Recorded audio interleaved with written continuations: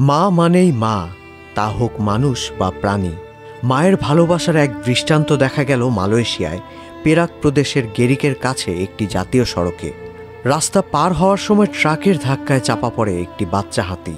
ঘটনাস্থলেই প্রাণ হারায় সে। আর কষ্টের শুরুটা হয় তখনই।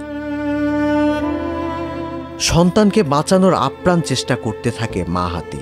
সর্বশক্তি দিয়ে ঘাতক ট্রাকটিকে সরাতে চেষ্টা করতে থাকে, যেন শেষবারের মতো নিজের সন্তানকে একবার ছুঁয়ে দেখতে চায়।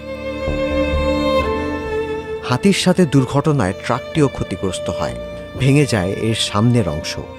ভাঙা সেই ট্রাকটিতে মাথা ঠেকিয়ে চুপ করে দাঁড়িয়ে থাকে মা হাতি। এক যুবক এসে হাতিটিকে সেখান থেকে সরানোর চেষ্টা করলেও হাতিটি সেখানেই ঠায় দাঁড়িয়ে থাকে সারা রাত। সূর্যোদয়ের পর স্থানীয়রা শত চেষ্টা করেও তাকে সেখান থেকে সরাতে পারেনি। শেষমেশ প্রশাসনের লোকজন এসে বাচ্চা হাতিটির মৃতদেহ উদ্ধার করেন। মা হাতিটিকে ফিরিয়ে নিয়ে যান বনাঞ্চলে।